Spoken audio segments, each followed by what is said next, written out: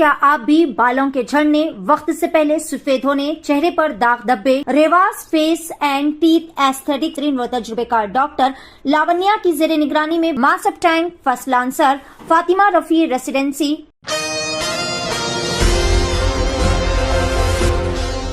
नाज़रीन अस्सलाम वालेकुम, आदाब। मैं Maryam Fatima, Asian TV news की स्पीड न्यूज़ में आप सभी का इस्तकबाल करती हूँ। देखते हैं 30 अप्रैल की स्पीड न्यूज़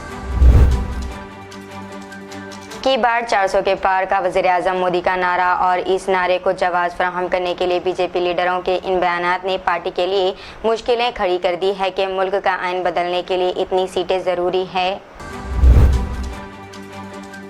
पुणे में वज़ीर आज़म नरेंद्र मोदी की इंतखाबी रैली थी। इसी मौके पर इनके इस्तकबालिया के लिए बीजेपी की जानिब से कई बैनर्स लगाए गए थे। इन्हीं बैनर के दरमियान आयुष कामले नामी मुकामी नौजवान ने अपने बैनर भी लगा दिए थे, जिसमें इसने कम होते रोजगार, महाराष्ट्र आने वाली सनतों का गुजरात चले जाना जैसे मौज़ूआत पर सवाल किए थे। पुलिस ने न सिर्फ आयुष के लगाए हुए बैनर्स उतार दिए, बल्कि सवाल जवाब के लिए इसे पुलिस स्टेशन भी तलब किया गया।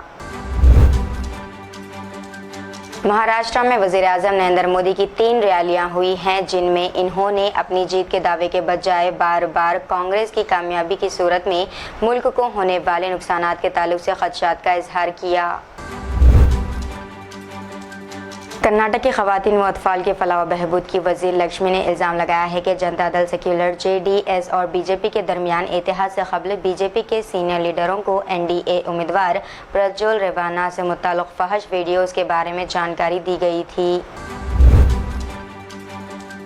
एक तरफ पूरे मुल्क में जहां शदीद गर्मी की लहर है और लू चल रही है, तो दूसरी तरफ जम्मू कश्मीर में मुसलसिल बर्फबारी और बारिश हो रही है। बिलखसूस कश्मीर में गुज़िश्ता 2 दिनों से लगातार बारिश हो रही है, जिसके सबब जहां मौसम खुशगवार भी हुआ है और कुछ हादसात भी हुए हैं। तेलंगाना में SSC एग्ज़ाम्स के रिज़ल्ट जारी कर दिए गए हैं। रिज़ल्ट में हमेशा की तरह लड़कियों ने अच्छे नंबरात के साथ कामयाबी हासिल की है। मजमूई तौर पर 91% स्टूडेंट कामयाब हुए। वज़ीर आज़म नरेंद्र मोदी के मुस्लिम मुखालिफ बयानात के बाद कांग्रेस ने इन्हें आड़े हाथों लिया और इसे इनकी बौखलाहट करार दिया। कांग्रेस ने कहा कि लोकसभा इंतखाबात के दूसरे मरहले में अवामी रुझान में मुमकिन शिकस्त देकर वो मायूसी और बौखलाहट में मुब्तला हो गए। लालू प्रसाद यादव की बेटी रोहिणी आचार्य ने सारण लोकसभा सीट के लिए पर्चा नामजदगी दाखिल कर दिया। इसके बाद राजेंद्र स्टेडियम में एक जलसे आम को इनेकाद भी किया गया, जहां रोहिणी और तेजस्वी के साथ ही लालू यादव ने भी खिताब किया। इसी दौरान तेजस्वी यादव ने एक गाना गाकर वज़ीर आज़म मोदी को एक बार फिर निशाना बनाया। बारामती पार्लिमानी हलक़े में इस साल मुकाबला न सिर्फ सख्त है बल्कि दिलचस्प भी है। इस पार्लिमानी हलक़े में इस साल मुकाबला NCP अजीत पवार और NCP शरद पवार के दरमियान है। 1999 में NCP के क़याम के बाद से ही ये पार्लिमानी हलक़ा पार्टी का गढ़ रहा है। कांग्रेस ने एक बार फिर वज़ीर आज़म मोदी को अपने निशाने पर लिया है। बीजेपी के इत्तेहाद पार्टी जनता दल सेक्युलर के रुकन पार्लिमान और साबिक़ वज़ीर आज़म देवेगौड़ा के पोते के सेक्स स्कैंडल मामले में नाम सामने आने पर प्रियंका गांधी ने वज़ीर आज़म से सवाल किया है कि क्या आप खामोश रहेंगे। रामदेव की कंपनी पतंजलि के गुमराहकुन इश्तेहारात के मामले में सुप्रीम कोर्ट ने उत्तराखंड स्टेट लाइसेंसिंग अथॉरिटी पर बरहम कहा कि इसने जानबूझकर लाइसेंस जारी किए और कंपनी के दावों के खिलाफ कोई कार्रवाई भी नहीं की। BSP की सरबराह मायावती के भतीजे आकाश आनंद को बीजेपी पर तनकीद करना पड़ा। भाई इनके खिलाफ मामला दर्ज कर लिया गया। इन्होंने बीजेपी की हुकूमत को आईना दिखाते हुए इसे दहशतगर्दों की हुकूमत करार दिया था। उत्तर प्रदेश के सीतापुर में BSP उम्मीदवार महेंद्र यादव की हिमायत में एक इंतखाबी रैली से खिताब करते हुए इन्होंने ये इल्ज़ाम आयद किया था।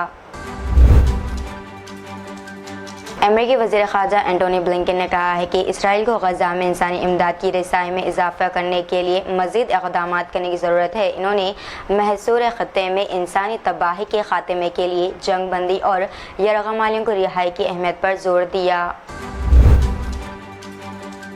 स्कॉटलैंड के पहले मुस्लिम वज़ीर हमजा यूसुफ ने एतमाद का वोट हासिल करने से क़बल ही मुस्तफ़ी होने का किया ऐलान। वो मुल्क के फर्स्ट मिनिस्टर थे। उसूलों से समझौता ना करने के लिए किसी भी मुआहदे से इनकार किया। अमेरिकी यूनिवर्सिटियों में फ़लस्तीन के हक़ में एहतजाजी मुजाहिरों का सिलसिला जारी है। लॉस एंजलिस यूनिवर्सिटियों में इस वक्त हालात कशीदा हो गए थे जब फ़लस्तीन हामी स्टूडेंट और इसराइली नवाज स्टूडेंट आपस में एक दूसरे से लड़ पड़े। मेट्रोपॉलिटन पुलिस ने बताया कि लंदन ट्यूब स्टेशन के करीब एक संगीन वाक़े में एक 36 साल तलवार बरदार शख्स ने 2 पुलिस ऑफिसर समेत कम अज़ कम 5 अफराद को चाकूओं के वार कर दिया। इनकी हालत के बारे में अपडेट का इंतज़ार है। हमलावर को बाद में गिरफ्तार कर लिया गया। पुलिस ने मज़ीद कहा है कि वाक़या दहशतगर्दी से मुताल्लिक़ नहीं लगता। हैदराबाद में हिंदुस्तानी महकमा मौसमियात IMD ने तेलंगाना में 4 मई तक हीट वेव की वार्निंग जारी की है। महकमा मौसमियात ने ये वार्निंग आने वाले दिनों में दर्ज हरारत में इजाफे के खदशे के पेश नज़र जारी किया। बढ़ते हुए दर्ज हरारत के दरमियान उत्तर प्रदेश के एक स्कूल ने मुबैना तौर पर स्टूडेंट की हाजिरी को यकीनी बनाने के लिए एक क्लासरूम को स्विमिंग पूल में तब्दील कर दिया। ट्विटर पर सामने आने वाली एक वीडियो में चंद बच्चों को तैराकी की कोशिश में कम पानी से भरे क्लासरूम के एक कोने से दूसरे कोने की तरफ जाते हुए देखा जा सकता है। भारत राष्ट्र समिति के senior leader T Harish Rao ने रियासत में ऑटो ड्राइवरों और कारकुनों को दरपेश तबाहकुन हालात के लिए कांग्रेस हुकूमत को जिम्मेदार ठहराया। इस इल्ज़ाम को दोहराते हुए कि तेलंगाना में कांग्रेस के इख्तिदार में आने के बाद से महालक्ष्मी स्कीम की वजह से तकरीबन 28 ऑटो वर्कर्स की मौत हो गई। हैदराबाद से तिरुपति जाने वाली वंदे भारत ट्रेन में 50 लाख रुपए सीज किए गए। इंतखाबी ज़ाब्ता अखलाक रियासत में नाफिज है। इसी वजह से 50,000 रुपये से ज़्यादा रकम मुंतकिल करना मुमकिन नहीं है। अगर इससे ज़्यादा रकम मुंतकिल की जाती है तो इससे मुताल्लिक़ डॉक्यूमेंट्स होने चाहिए। बीजेपी उम्मीदवार डी अरविंद को मुस्लिम खवातीन की बरहमी का सामना। इस मौके पर एक बुर्खापोश खातून ने इनसे सवालात किए, जिस पर अरविंद को ये कहते हुए सुना गया कि वोट डालते तो डालो, नहीं तो मत डालो। इस पर बरहम मुस्लिम खातून जो दीगर मुस्लिम खवातीन के साथ वहाँ खड़ी थी को ये कहते हुए सुना गया कि वो इनको वोट नहीं डालेंगी। दीपा दास मुंशी ने कहा है कि अगर किसी ने सबसे ज़्यादा इंतखाबी ज़ाब्ता अखलाक की खिलाफ वर्जी की है तो वो वज़ीर आज़म नरेंद्र मोदी है, जो शख्सी रिमार्क से शुरू करते हुए राहुल गांधी और कांग्रेस के खिलाफ रिमार्क्स करते हैं।